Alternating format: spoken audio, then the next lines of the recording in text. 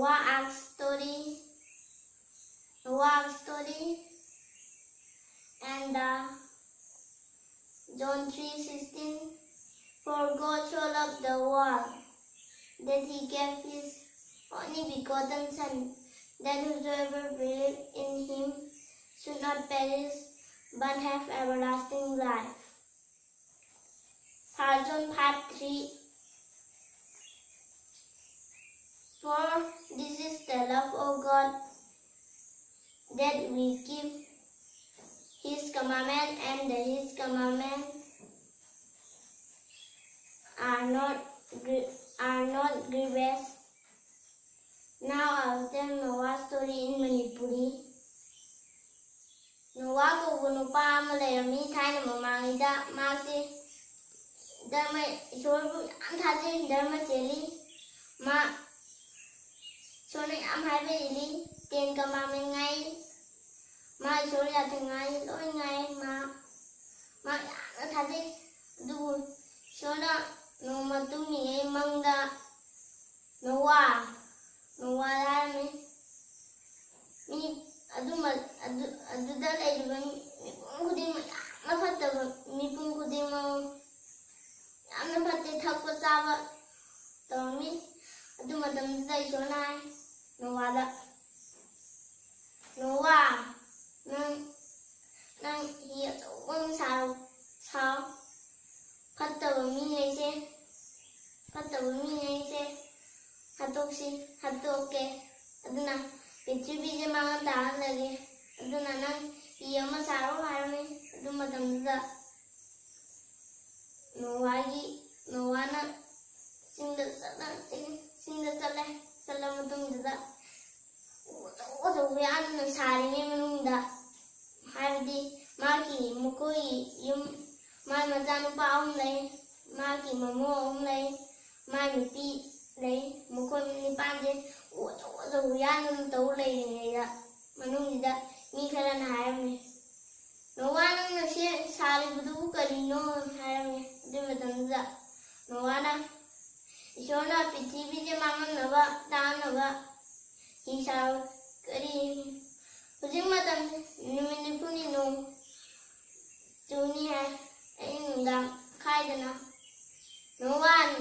akoi punsi da no shukru to kama chuduri no harame madu matamda Noah na kumami ngaina ishona mi fatta bungi je Lona Prithvi mangan tal laga tawrani nakoi hijda changhorabadi nakoi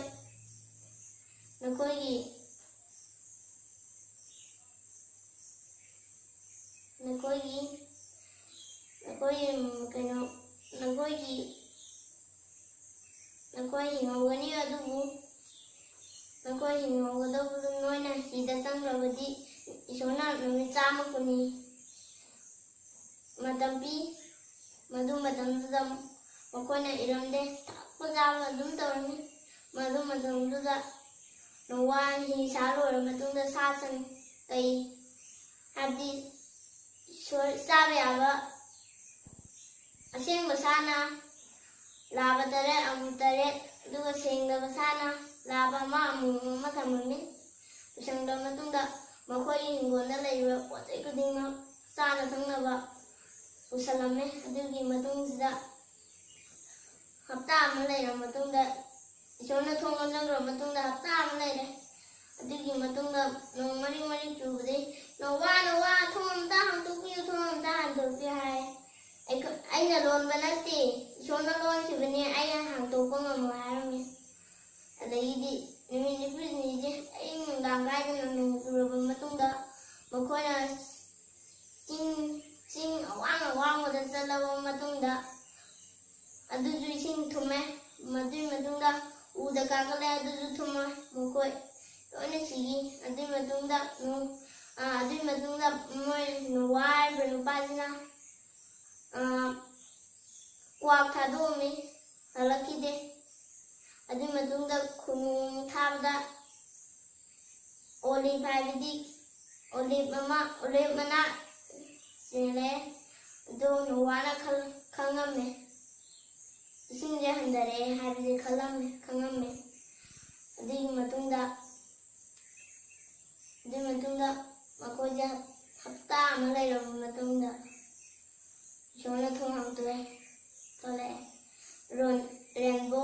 ꯔꯦꯟꯕꯣ ꯊꯣꯛꯂꯛꯑꯦ ꯑꯗꯨꯅ ꯈꯪꯕꯗꯤ ꯄ꯭ꯔꯤꯊꯤꯕꯤꯁꯦ ꯃꯥꯡ ꯇꯥꯍꯜꯂꯔꯣꯏꯒꯦ ꯃꯥꯡ ꯇꯥꯍꯜꯂꯔꯣꯏ ꯍꯥꯏꯕꯅꯤ ꯑꯩꯈꯣꯏꯁꯨ ꯍꯧꯖꯤꯛ ꯑꯩꯈꯣꯏꯁꯨ ꯏꯁꯣꯔ ꯊꯥꯖꯔꯁꯤ ꯑꯗꯨꯅ ꯏꯁꯣꯔꯕꯨ ꯌꯥꯝꯅ ꯍꯥꯏꯕ ꯏꯟꯕ ꯗꯔꯀꯥꯔ ꯂꯩ ꯑꯗꯨꯅ ꯏꯁꯣꯔꯕꯨ ꯍꯥꯏꯕ ꯏꯟꯕꯁꯦ ꯇꯦꯟ ꯀꯃꯥꯟꯗꯃꯦꯟ ꯑꯩꯈꯣꯏꯕꯨ ꯉꯥꯛꯄꯁꯦ ꯏꯁꯣꯔ ꯂꯥꯛꯄꯗ ꯑꯩꯈꯣꯏ ꯁꯤꯗꯅꯕ ꯑꯩꯈꯣꯏ ꯅꯔꯛꯇ ꯆꯠꯇꯅꯕ ꯑꯩꯈꯣꯏ ꯁꯔꯒꯗ ꯆꯠꯅꯕ.